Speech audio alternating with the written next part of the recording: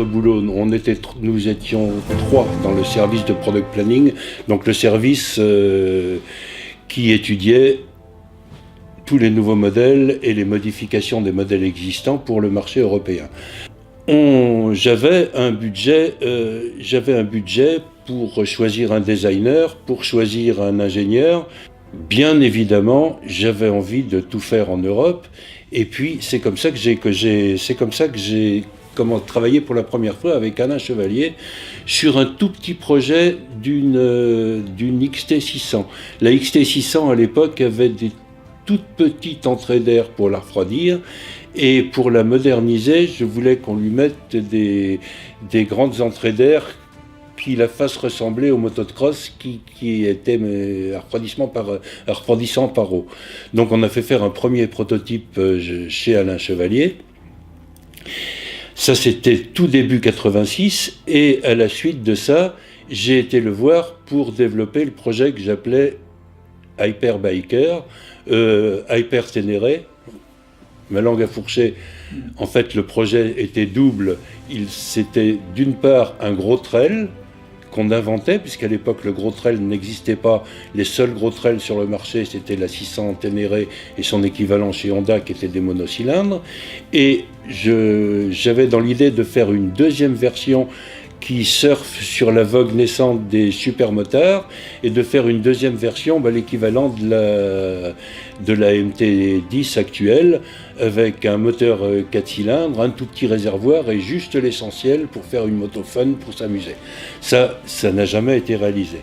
Mais on a fait l'Hyper Ténéré, et j'avais demandé à Alain de créer un cadre très spécifique avec une image très forte, qui destinait à donner une image vraiment unique pour tous les trails Yamaha. Donc il a créé ce magnifique cadre aluminium de l'Hyperbiker, avec une boucle de cadre en aluminium qui entoure tout l'arrière du moteur, et une autre grande boucle arrière qui vient souligner la selle. Bon, le projet est parti au Japon. Malheureusement, c'est un projet qui aurait coûté trop cher avec un 4 cylindres, etc. L'usine s'en est bien inspirée pour faire la moto qui a couru au Paris-Dakar avec Jean-Claude Olivier. Mais notre projet est tombé aux oubliettes et a fini par être renvoyé en France et atterrir dans mon garage. Alors, le deuxième projet qu'on a fait avec Alain, et non des moindres, c'était le projet destiné à faire la GTS. Donc nous sommes partis sur cette pré-GTS avec un cahier des charges qui, je dois le dire, était beaucoup trop futuriste. C'était plus de la recherche et développement que du product planning, et on en avait un peu trop fait. Bob a dessiné cette suspension à biellette très spéciale à l'avant, et Alain Chevalier, qui était séduit par ce type de suspension, a réalisé la même chose sur l'arrière avec ce que je lui avais demandé, c'est-à-dire de mettre l'amortisseur transversalement. Bon, cette GTS, elle avait plein d'autres points innovants. Il y en a un qui me tenait particulièrement à cœur, parce que je pense que les gens ont des motos avec des suspensions, avec des réglages infinis dans tous les sens, et personne s'en sert, ou rarement. Donc sur la GTS, j'avais demandé à Alain de mettre un bouton au tableau de bord avec 2 positions, solo, duo, et quand on la mettait en duo, les repose-pieds intégrés à la carrosserie se dépliaient automatiquement, la barre de maintien intégrée à la carrosserie se relevait automatiquement, et la suspension était réglée automatiquement pour le duo. J'avais demandé ça à Alain, je suis revenu une semaine plus tard, c'était fait, et j'ai appris par la suite que Alain, qui était passionné de petites voitures de modèle réduit, il en avait démonté une pour prendre les pièces pour réaliser ce que je lui demandais. Et le reste, il avait fait avec un moteur d'essuie-glace. C'est tout Alain. Et c'était comme ça à temps continu. On lui demandait quelque chose d'impossible, je revenais une semaine après, c'était fait. Il était content, moi aussi. Donc fort de ce sublime prototype de GTS qui malheureusement a été détruit par erreur, je suis revenu voir Alain un an plus tard, en juin 88, où on avait dans l'idée, Bob Trigg et moi, d'inventer un nouveau type de moto abordable par tout le monde, y compris par des non-motards. Mais un espèce de super vent-vent avec un moteur de 600 cm3 et 2 roues motrices. Et on a développé un système très très complexe. Je crois, Alain me disait que c'était le projet le plus complexe sur lequel il ait jamais travaillé. Mais il s'en est parfaitement bien tiré. Et on avait, je vous laisse voir sur les photos, c'est quand même plus facile. Et on avait cette moto qui ne ressemble à rien et qui aurait dû être une moto pour Monsieur Tout-le-Monde. Finalement, le projet n'a pas eu de suite. À mon grand plaisir, je suis revenu à la Praserie chez Alain Chevalier en quelle année déjà? En 91, où à l'époque on voulait à la fois relancer MBK et innover dans les petits véhicules pour les jeunes. On voulait refaire des véhicules attirants pour les jeunes. Donc on a fait pas mal de prototypes, dont 2 très mignons petits prototypes en 50 et 125 cm3 sous l'appellation MBK ou Yamaha, qui s'appelaient Pogo et Flip, et qui étaient réalisés par Alain Chevalier et dessinés par un bureau de design très célèbre en Angleterre, j'ai beaucoup travaillé sur le la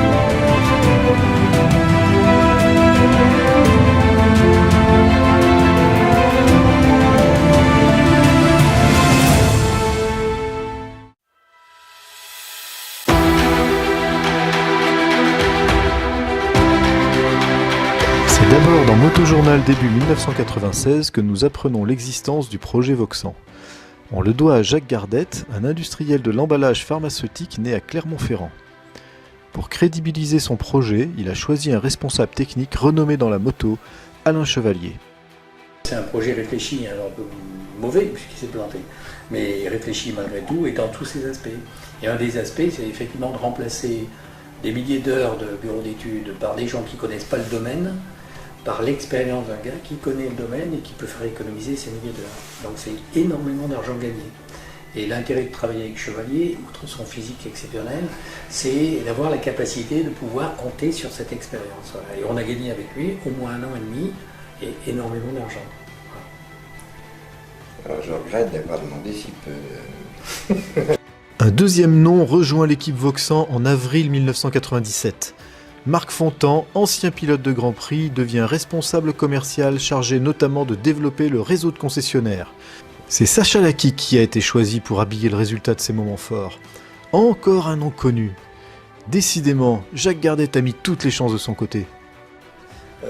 J'avais dans l'idée de faire une moto et au départ on ne savait pas très bien ce qu'on voulait faire. Donc on a demandé à 2 personnes qui avaient un petit atelier de faire une moto avec un cadre spécifique, un design spécifique.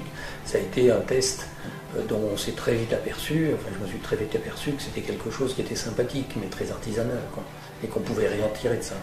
Et après quand j'ai vu ce proto-là, j'ai dit mais là, moi en tout cas c'est pour faire une moto comme ça, c'est pas moi pour venir voir, quoi. Ça sera pour faire vraiment un concept de moto. Donc lui, ce proto-là, je ne sais pas très bien pourquoi il avait été fait, mais il a rien à voir avec le nom Voxan, quoi. C'est-à-dire au début, dans leur recherche, mais nous, on a d'abord établi un cahier des charges de produits, et donc pour obtenir ça, ce produit-là, il fallait faire un moteur. Donc effectivement, on aurait pu faire un 3 cylindres, on a hésité d'ailleurs un peu à un moment, entre un 3 et un bicylindre, et puis en fait le bicylindre était bien dans l'esprit de la moto française. Quand Dassault est rentré dans le capital, Jacques a pensé que c'était on est sauvé. C'est-à-dire ça a mis la crédibilité. Je me rappelle de ça, on est sauvé, bon maintenant ça va être, on est crédible, il rentre. Moi avec l'équipe Dassault ça s'est mal passé parce que je trouvais ils voulaient appliquer à la moto des choses qui étaient applicables probablement aux avions. Pouf, pas facile de s'imposer quand on est une jeune pousse. Peut-être pour grandir plus vite, elle s'associe au symbole de la France. Elle rend visite au chef de l'État, Jacques Chirac, en mars 1999. Le 1er février 2002, c'est Merck-Erishima, un fabricant italo-suisse de remorques de camions, qui se voit attribuer la reprise de Voxan. L'espoir renaît pour une courte durée. Qu'est-ce que vous avez pensé de Merck-Erishima ? Ah oui, c'était une rigolade. Hein. Comme c'est à la famille de porter le cercueil du parent défunt, c'est aux vieux amants de Vauxhall, ceux qui n'ont pas eu peur de la prendre quand elle était vivante, ceux qui ont tenté de la soigner quand elle était malade, de lui rendre les derniers hommages. La veille, nous avions déjà vécu un beau morceau de bravoure, avec l'achat par le Vauxhall Club de France du stock des VX10 non finis.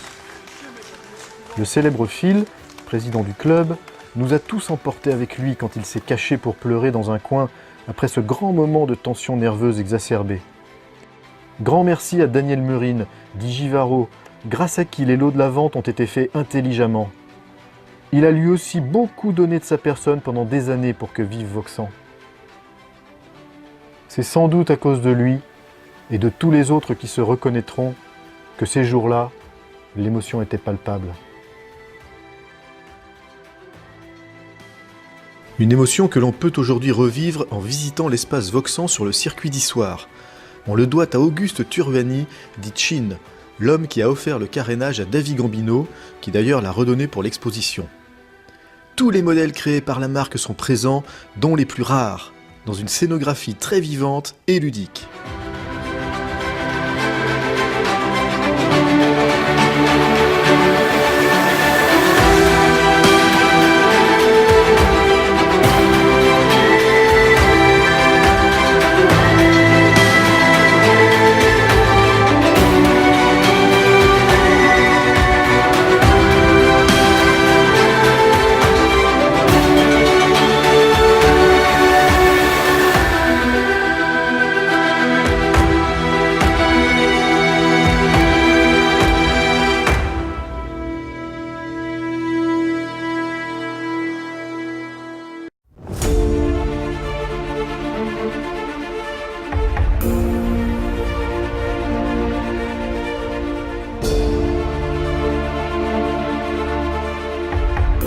Les chevaliers recommencent à rouler.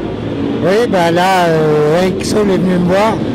Et puis, ça faisait un moment qu'il avait envie de rouler avec des chevaliers, donc on est en train d'en refaire une. Là, comme maintenant j'ai fait beaucoup d'activités, j'ai l'âge pour me mettre à retirer la poussière sur les vieilles pièces. Est-ce que tu sais combien tu as construit de motos en tout? Non, je pense que ça doit être entre 12 et 15, je pense. Entre les 2,5 et les 500. Et tu as une idée du nombre de survivantes? Aucune. En fait, j'en connais quelques-unes. Je sais que Jean Forêt en a une. Il y a Pomme. Mais en fait, Mathioli, je crois, en a une aussi. Sinon, non, les autres. Moi, j'ai pas suivi ça du tout. Je me suis pas du tout intéressé aux motos anciennes. Alors, des 500, il y a Alain Cortot, qu'on a une magnifique. Il y en a une autre, l'ancienne, une jaune Jacadi, là, et bon, je sais pas où elle est, elle, mais... Et alors, celle-là, qui est devant nous, c'est une 350 qui est en train d'être remontée pour Eric Saul, vu que Eric a gagné 2 grands prix au guidon de tes motos. Oui, mais il en a gagné un en 350 et un en 250. Et donc, oui, moi ça m'amuse là, et puis je trouve quand même normal qu'il y ait au moins quelques motos que j'ai faites qui courent dans les motos anciennes maintenant.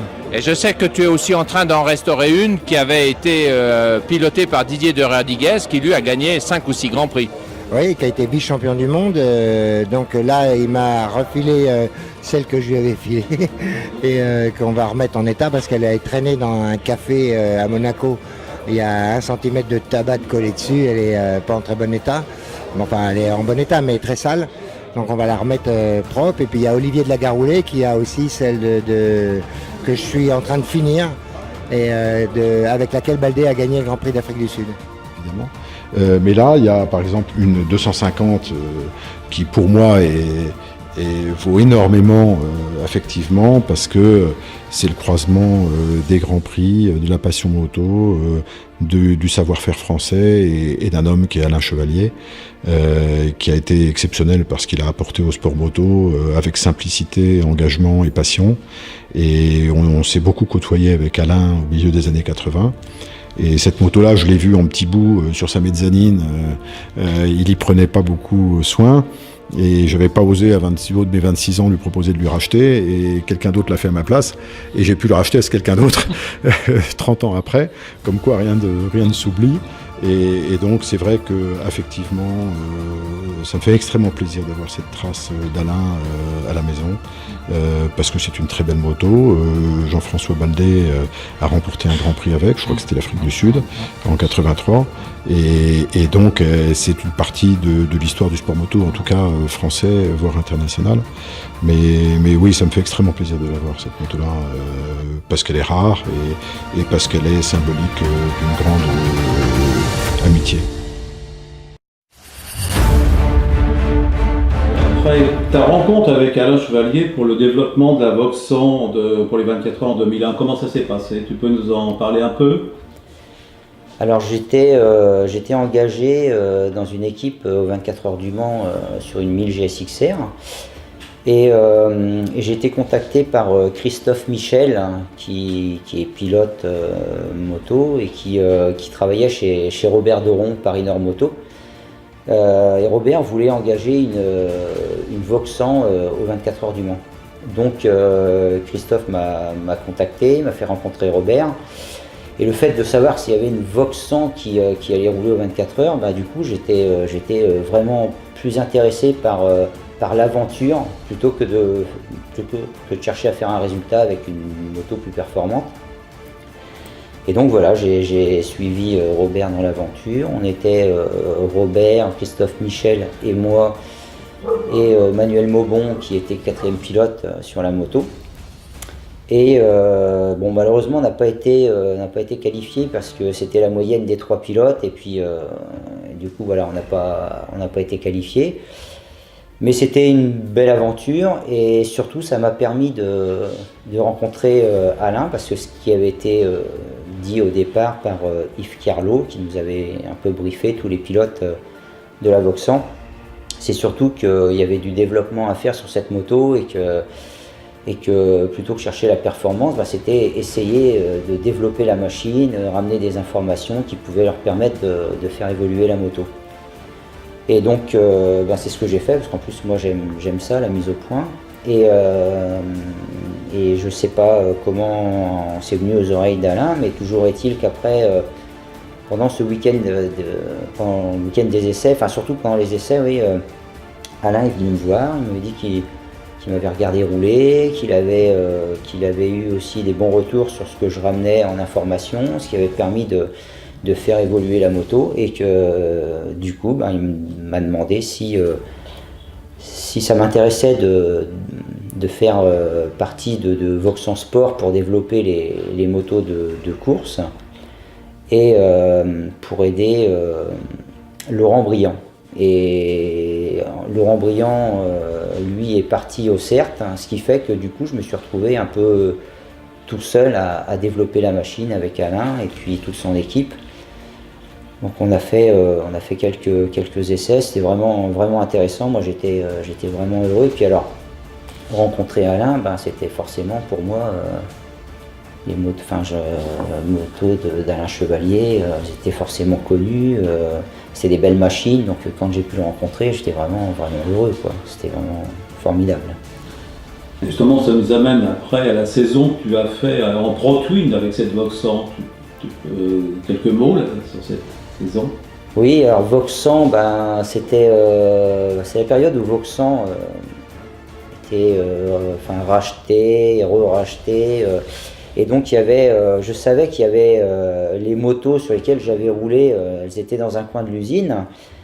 Et donc j'ai essayé de contacter les gens de chez Vox 100 en leur demandant si je pouvais rouler avec cette machine. Donc au début ils n'étaient pas très chauds parce que ils avaient surtout peur que la moto soit pas au niveau en performance et surtout face aux Aprilia et aux Ducati.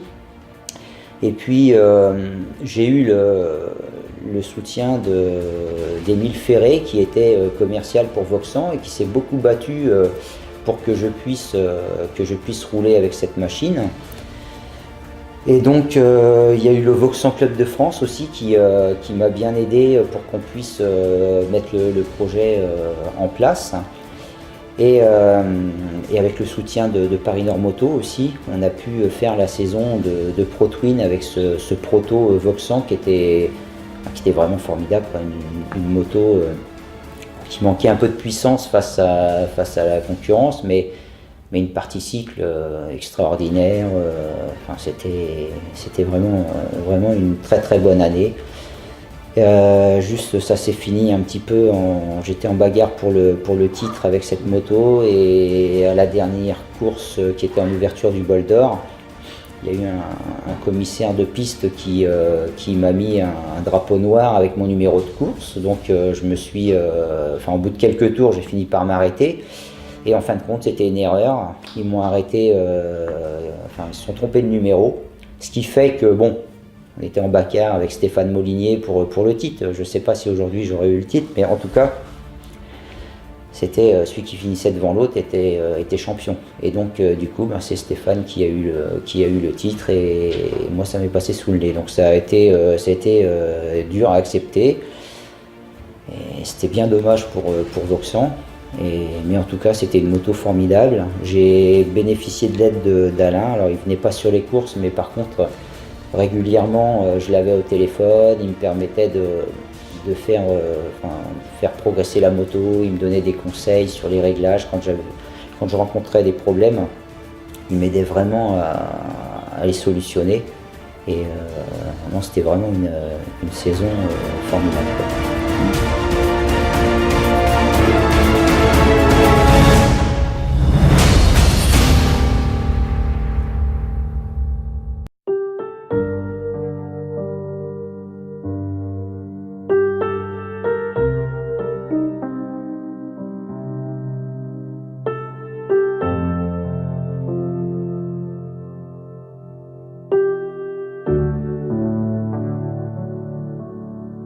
There was a time, our heads in the clouds, no reason or rhyme, or searching for rainbows without knowing why. The long hot summers we thought would never end, and they never did, and we never found the heart of the unicorn. We never found something so beautiful. We never found the heart of the unicorn.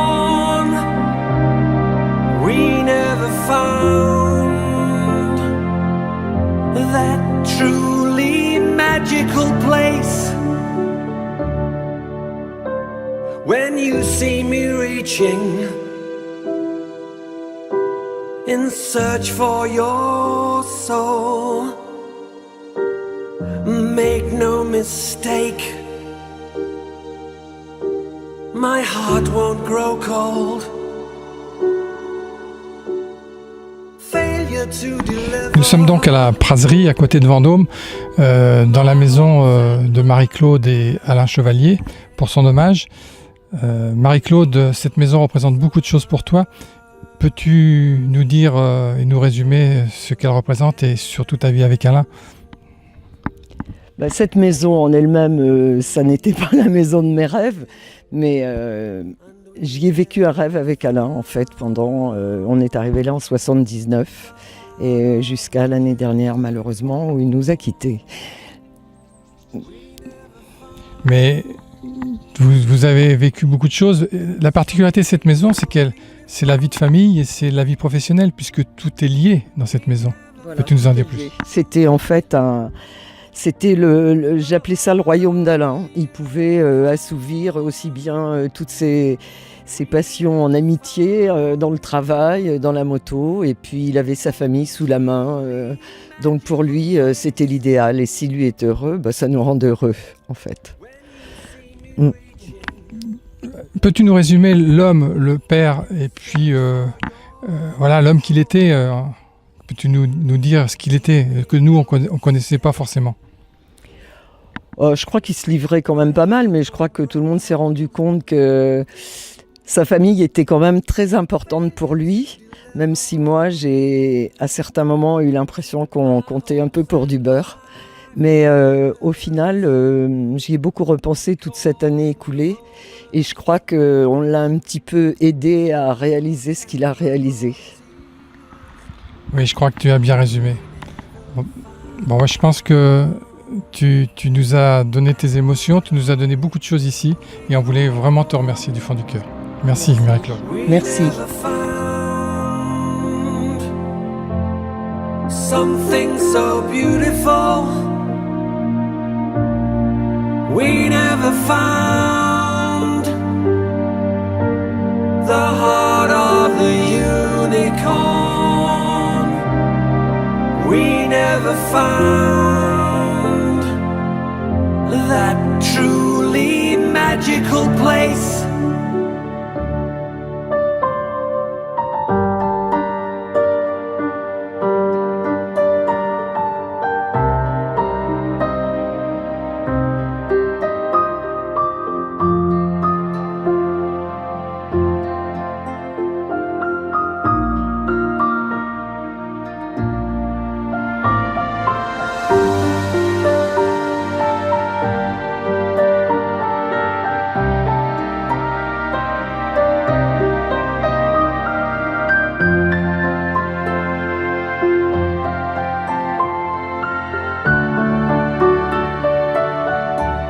And we never found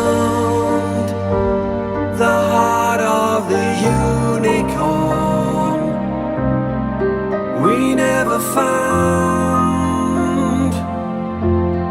something so beautiful. We never found the heart of the unicorn. We never found that truly magical place. Something so